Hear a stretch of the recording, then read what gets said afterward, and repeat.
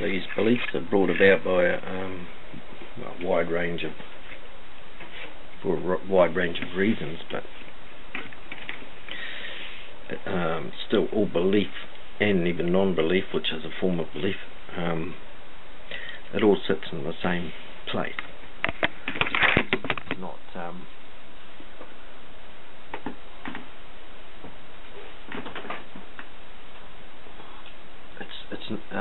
in a sense of stepping back from the duality of it all, of belief, and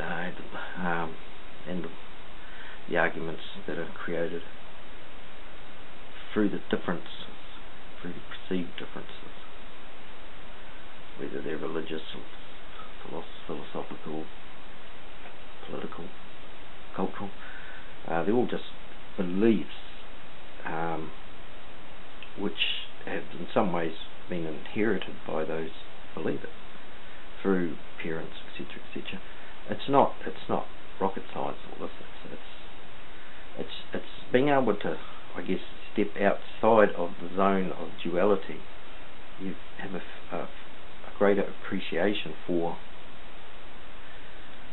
what it is that you're objectively looking at. All these subjective means that have developed over the eons, like old souls. They exist in a sort of, and continue existing in a sort of hand-me-down way through the generations. And some of those beliefs are quite solid and hard for people to even question when they're in that structure of the system, particular system of belief, especially where you can't question. It's somehow sinful or wrong or punishable by some form of thing or another to even question the beliefs that you inherit. And this is not only religious, it's also political, it's also social, because all of these beliefs intermingle with each other, and as one thing presents itself as something that isn't in touch with itself, because of the separatism that's going on, the duality. And so there's always constant argument, there's always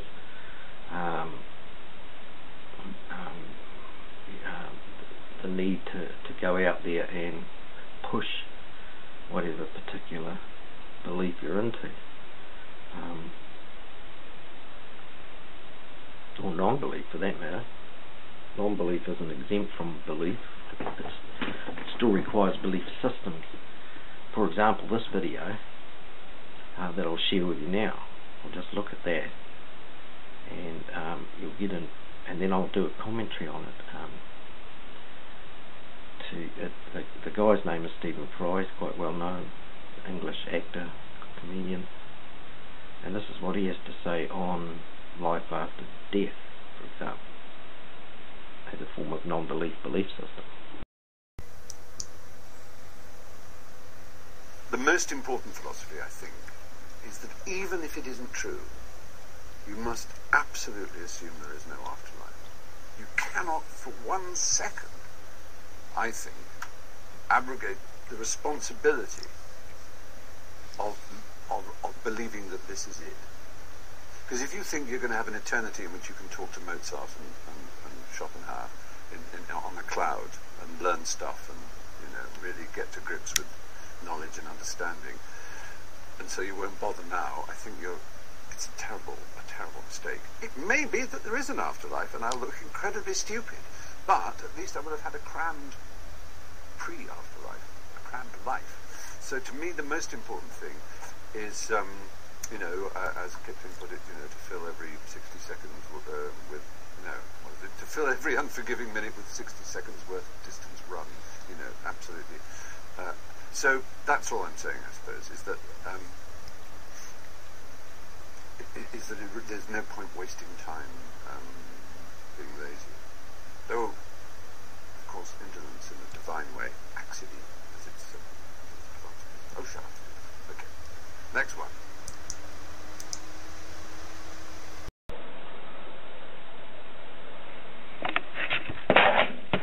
Okay, so what Stephen's saying there, that I'm hearing anyway, is that he's speaking about one particular belief system, which is the heaven with the clouds and rah-rah-rah. But there are other belief systems that are involved with the afterlife, thinking that the afterlife is important to think about. He says even if it isn't true, you must absolutely assume that there is no afterlife. Well, I think the point he's coming from is that if you focus everything in this life, your life energy, into something that is unknown, can't be proved scientifically, at least at this time, what is the point? You could be busy with the life you have, and that's a good point, and that's a relevant point. However, there's always a however. However, when you look at where any individual life is going towards, it's going towards death. That is the inevitable. So therefore, you need to incorporate in your busy life of doing things and achieving and learning and sponging up information, is to also allocate part of that process to the inevitable. One day you're going to die. What's on the other side? Is there another side? And you could spend a lifetime trying to figure it out, but you don't really need to. All you need to know is that it's possible. Okay, don't absolutely assume that there isn't. That's what I think, is because, and use your life to prepare for your inevitable death. How do you prepare for something that you don't know anything about? Well, you just have to take that information, I don't know, and say, we'll leave that one open, because even though, say, Stephen Fry has said, absolutely assume there's no afterlife, he then says a little later on in that clip that, even if there is an afterlife, and he'll look incredibly stupid, at least he hasn't wasted this life. Okay, well, that's the point. That's the real rub in a sense. It's because there's always that possibility, even if there is an afterlife. Okay, there's that possibility. So you need to really look at it, and there's not any particularly good way of being able to say what's going to happen when you die. For people who have experienced astral travelling or out of body, you won't convince the person that's had a genuine experience and with that, or continue to on quite a regular basis have those experiences. You're never going to convince them that it's not something after this, because it's the fact that you leave the physical container, yet you still, in a sense, have an understanding of the I am, of being, even when you're floating free from that. So that is an automatic link with death. And the stories that have evolved, I think that this astral has always been a part of the human race, but it's not been understood. And stories have been made up to explain, and those stories spill into the afterlife, so you have heavens and hells and what have you. But in general, I think from what I'm mapping out, from what people's stories, that stories that they've shared, it seems that there's an element of being able to project in this particular astral realm, to project thought, etc., out and it instantly manifests, so you're kind of creating your reality. That's probably, if anything, the one thing that I can say that's a particular possibility that's worth looking at. So,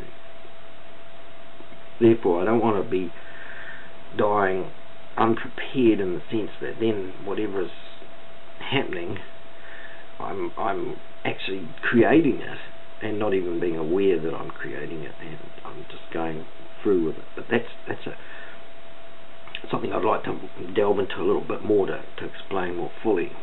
But in the sense that we can use our subjective experiences this side of life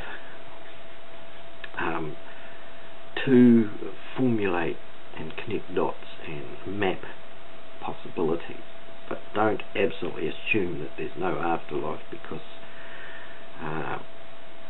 well, you can if you like, it's your business what you believe, obviously, but just bear in mind that to ignore that, push it to one side, that inevitable one day happening, whether it's a truck or cancer or whatever it is that's going to take you out, there may just be something on the other side, and you need to be aware of that possibility. That's what, don't assume that it's just impossible. Okay, that'll do. Now,